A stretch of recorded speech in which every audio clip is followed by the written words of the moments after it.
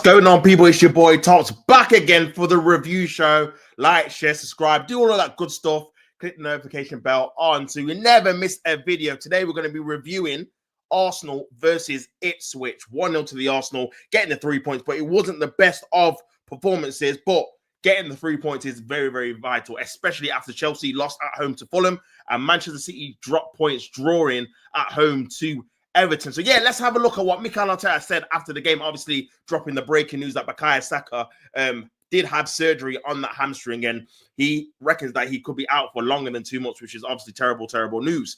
Mikel Arteta said, making it 17 games unbeaten at the Emirates with a victory over the Tractor Boys, our manager felt things could have gone even better. Yeah, that's a big platform to continue, he said. We have, in my opinion, dropped some points that we deserve to have on the board. Overall, with everything that we have been going through in the first 6 months, I think the team is in a good position now. Obviously, people would argue that being 6 points behind with Liverpool, having a game in hand is probably not the best position to be in.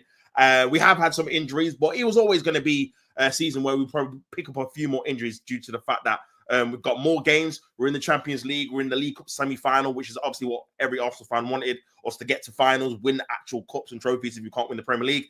So, yeah, it was always the case we were probably going to pick up some more injuries, and we were very light going into the season in terms of numbers-wise. We did sell the likes of Eddie Nketiah, Emile Smith-Rowe, Fabio Vieira went on loan. So, yeah, we didn't really replace all these, players with players that can come in and be, obviously, good squad players. So, yeah, it was always going to be a difficult season in terms of that respect. And obviously, we've had red cards, and we've not really had good performances away from home as normally we would do. Obviously, our away record was really, really good last season. Not as good this season. But obviously, we are 6 points behind, and we have won this game. He goes on to say, I'm really, really happy to win the game with the big part of the performance of the team, especially the clean sheet. It's so tough to win in the festive period. A lot of games, a lot of distractions, and the team performed and deserved to win the game.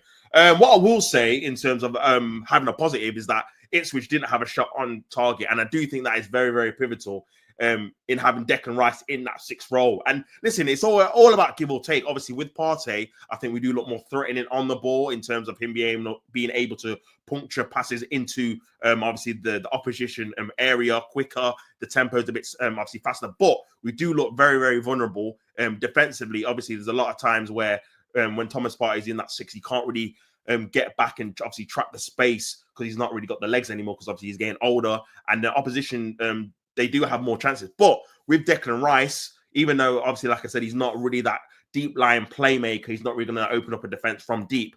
He does provide a lot of defensive cover, and we do look more solid in that area. And obviously, listen, we've had Everton, we've had Ipswich, we've had Fulham, and these teams are not really looking to obviously create a load of chances. But I do think it is a good point that they've only really come up with one or two shots between them all on target. And Declan Rice, I think, was playing in their six in two of the games. Obviously, Jorginho was in the Fulham one, but obviously Rice was obviously helping out in that 8 role. So, yeah, I do think it is a testament to obviously Rice's defensive qualities that our keeper's not really making any kind of saves in the game, which obviously makes it a huge chance for us to win the game. But, again, going forward is where we're having problems creating a load of chances. But, yeah, he goes on to say that the spaces are so tight when you see the stats and what we produce in the first half.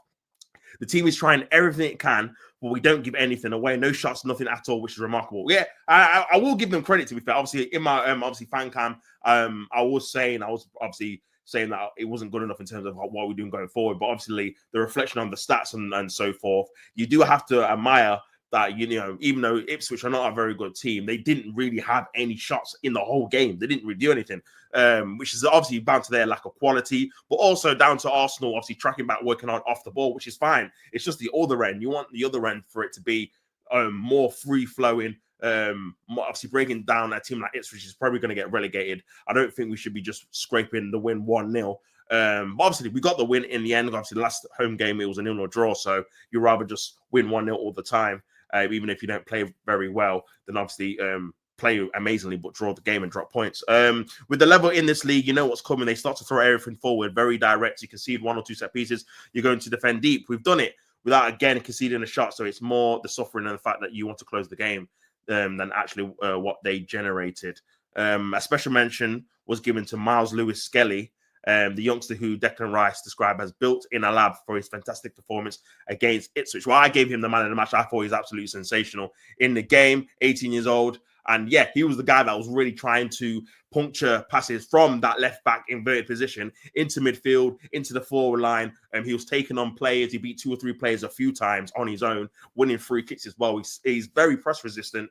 And it's a pivotal position to have it in at left back because you can invert, help the midfield, and also keep possession as well as play that obviously through ball into obviously our wingers or striker that are making good runs.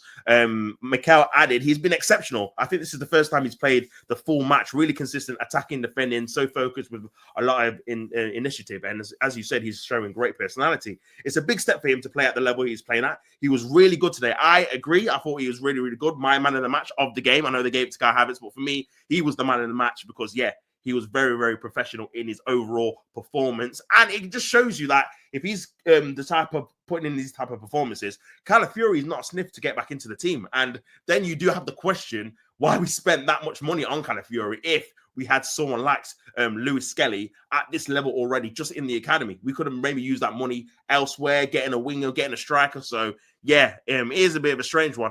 Next up, we travel to Brentford for the first game of 2025. Happy New Year, everyone. Obviously, it's 5:30 kickoff at the Community Stadium on Wednesday. It will be very tough when you look at the numbers and what they've done this season, especially at home. It is remarkable. I think they are the top scorers at home this season. They were slapping teams 5-3, 4-3, 4-2. So, yeah, they score a lot of goals at home. Let's analyze the game, train well, and we'll be ready. But, yeah, it'll be a difficult game. Obviously, we beat them 1-0 last year. Kai Havertz in the last minute. So, yeah, it'll be interesting to see how we do and what we do in that game. But, yeah, man, I think obviously that's all that Mikel Arteta said in terms of obviously going towards the game. But, yeah, I do think it's going to be a difficult game, obviously, going forward at Brentford away from home.